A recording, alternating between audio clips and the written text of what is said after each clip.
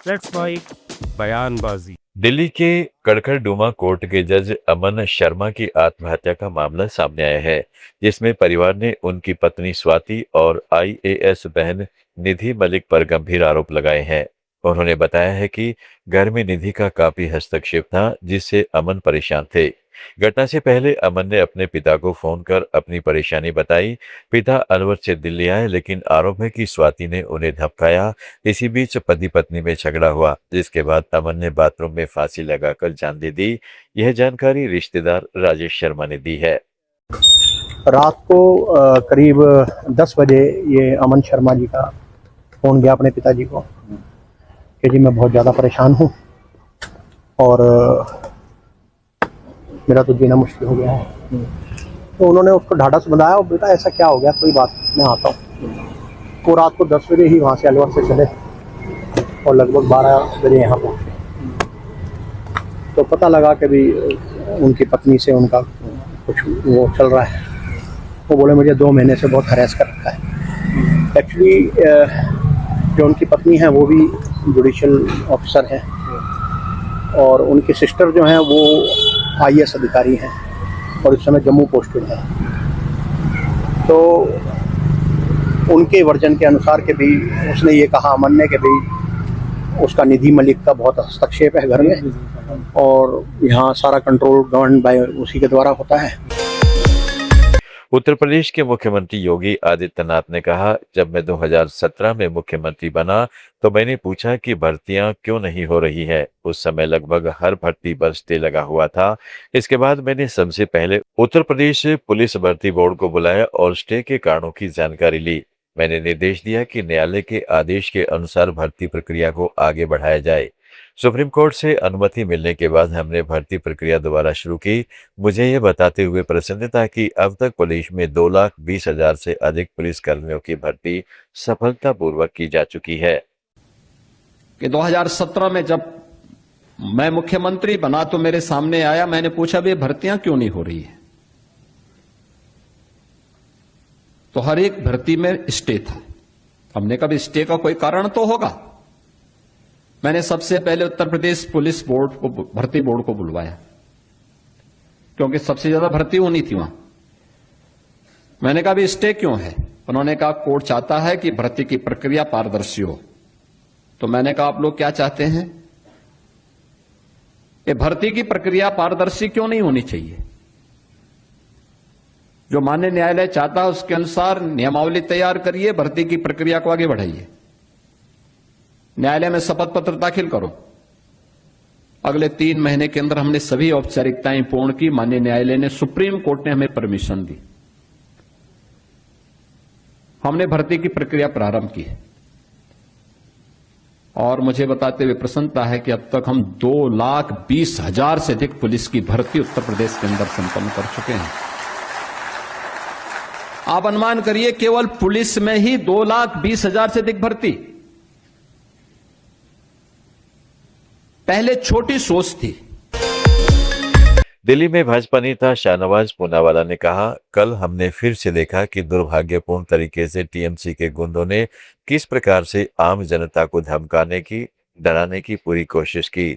4 मई को यह सब हिंसा खत्म होने वाली है। टीएमसी ने लगातार DDD फॉर्मूला अपनाया है। डी से धमकाना, ड्रामा करना और डाइवर्ट करना, क्योंकि उन्हें हार के लिए कोई बहाना बनाना जरूरी है।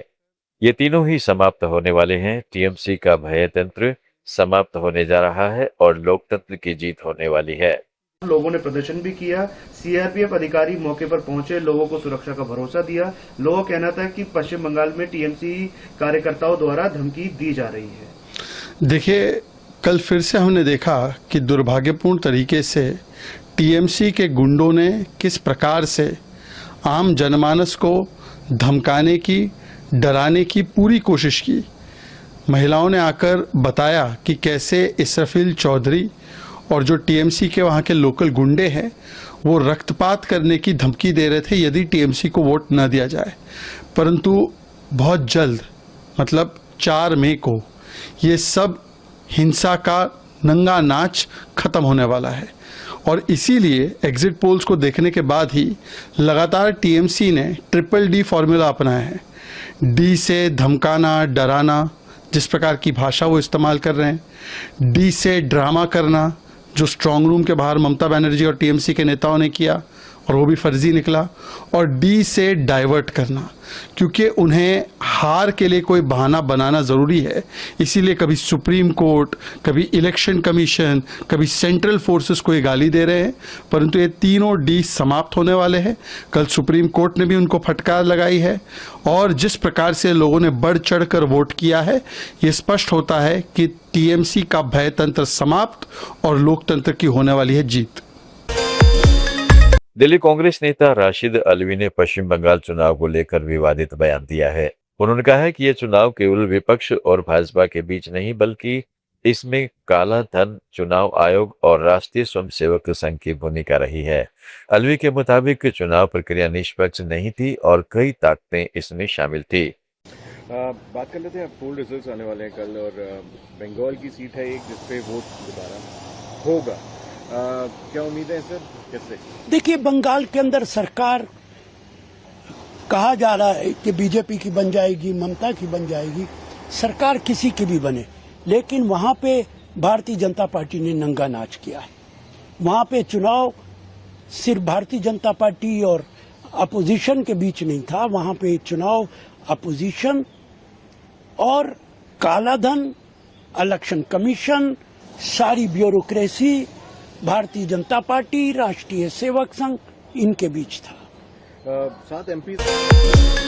महाराष्ट्र के मुख्यमंत्री देवेंद्र फडणवीस ने पुणे में 4 साल की बच्ची के साथ दुष्कर्म और हत्या की घटना पर गहरी संवेदना व्यक्त की है। उन्होंने कहा है कि यह बेहद दर्दनाक और निंदनीय अपराध है, जिसे किसी भी हाल में बर्दाश्त नहीं किया जाएगा। उन्होंने अधिकारियों को सख्त निर्देश दिए हैं कि आरोपियों के खिलाफ त्वरित और कठोर कार्रवाई की जाए। साथ ही यह भी कहा है कि राज्य सरकार पीड़ित परिवार के साथ खड़ी है और उन्हें हर संभव न्याय दिलाने के लिए प्रतिबद्ध है। मी त्यांना हे समजावून सांगितलं की आपल्याला नराधमाला मृत्यूदंडाची शिक्षा करून घ्यायची आहे, त्याकरता वेळेत चार्जशीट दाखल होणं आणि केस चालणं, याकरता आम्ही माननीय हायकोर्टाच्या माध्यमातून सगळ्या गोष्टीला फास्ट ट्रॅकवर नेतो आहोत। रेकॉर्ड वेळेत काम करण्याचा आमचा या संदर्भातला प्रयत्न आहे। लोकशाहीमध्ये आपल्याला सगळ्यांनाच असं वाटतं की अशा नराधमाला भर चौकामध्ये फाशी दिली पाहिजे, पण ती लोकशाहीत करता येत नाही। लोकशाही कायद्याने चालते, पण कोणाला कायद्याचा दुरुपयोग करता येऊ नये या दृष्टीने कुठलाही लूपहोल न ठेवता या नराधमाला यमसदनी कसं पाठवायचं, त्याला मृत्यूदंडाची शिक्षा कशी होईल, अशा प्रकारचा संपूर्ण प्रयत्न हा राज्य शासनाच्या वतीनं त्या ठिकाणी केला जाईल। न्यायालयातनं हे प्रकरण वेगानं मार्गी लावलं जाईल।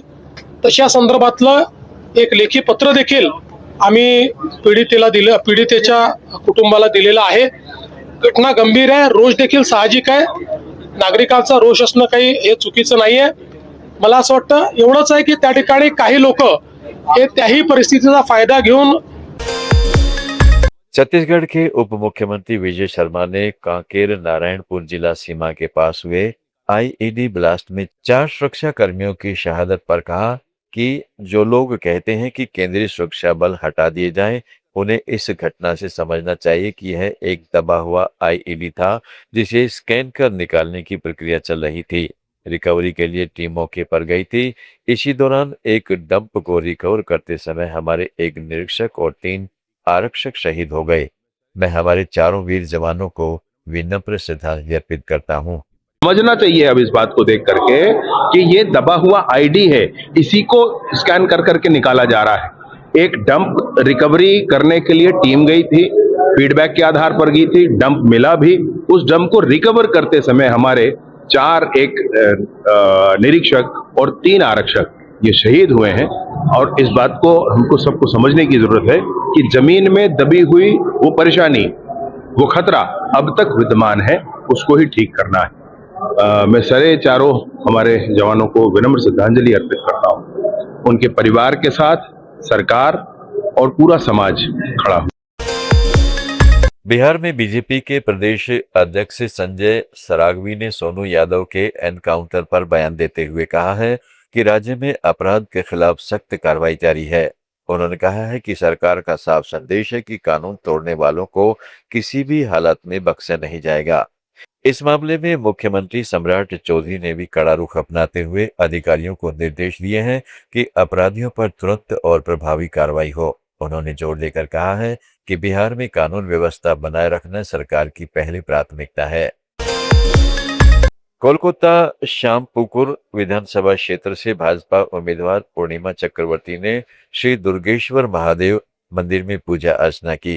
इस दौरान उन्होंने कहा, जनता ने हमें अपना आशीर्वाद दे दिया है और भगवान का आशीर्वाद भी अवश्य मिलेगा। कल धर्म की जीत होगी। यह बंगाल की जनता, यहाँ की संस्कृति, युवाओं और माताओं की जीत होगी। मैं आज भगवान का आशीर्वाद लेने यहाँ आई थी। तृणमूल कांग्रेस हार रही है और हार के डर से तरह तरह के प्रोपेगेंडा अपना रही है। 4 मई को यहाँ कमल का फूल खिलेगा और भाजपा की सरकार बनेगी। प्रधानमंत्री नरेंद्र मोदी के नेतृत्व में बंगाल आगे बढ़ेगा।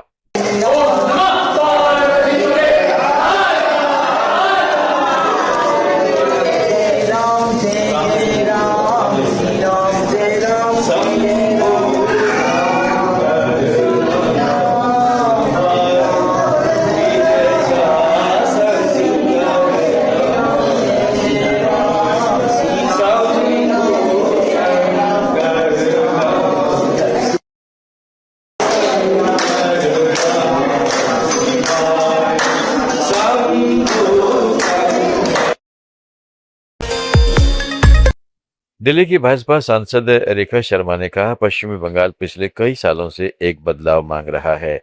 इस बार वो बदलाव आने वाला है। हमारी ताकत ही कार्यकर्ता है। इस बार पश्चिमी बंगाल में सभी कार्यकर्ताओं ने चुनाव में बढ़ चढ़कर भाग लिया और कल नतीजे आ जाएंगे। इस बार पश्चिम बंगाल में भाजपा सरकार बनाने जा रही है। पश्चिम बंगाल पिछले कई सालों से एक बदलाव मांग रहा है और ये सभी आम व्यक्ति भी देख पा रहा है कि वो बदलाव इस बार आने वाला है। हमारे यहाँ पार्टी चुनाव लड़ती है, हमारे यहाँ व्यक्ति चुनाव नहीं लड़ते। सभी पार्टी मिलकर, चाहे उसमें छोटे नेता हो या बड़े नेता हो, उसमें जुड़कर चुनाव को जीतने की तैयारी करते हैं और इसीलिए भारतीय जनता पार्टी हर राज्य में चुनाव जीतती आ रही है। हमारी स्ट्रेंथ ही कार्यकर्ता है। इस बार भी पश्चिम बंगाल में सभी कार्यकर्ताओं ने, नेताओं ने बढ़ चढ़कर भाग लिया और कल ही रिजल्ट आ जाएगा और आप देखेंगे कि इस बार भारतीय जनता पार्टी पश्चिम बंगाल में सरकार बनाने जा रही है। बयानबाजी में आज इतना ही। जुड़े रहें लेट्स माइक के साथ। आप सुन रहे थे let's mic more than radio. Follow कीजिए हमें हमारे सोशल मीडिया प्लेटफॉर्म्स पर। It's time for news. It's time for More Than Radio. Presenting the first radio news app, Let's Mic. Let's Mic, a news-based app on your phone where you get to watch and listen news, talk shows, interviews, radio show podcasts. On Let's Mic, you get all relevant information of TV, print, radio, podcast, and digital. Let's Mic talks about every segment of life.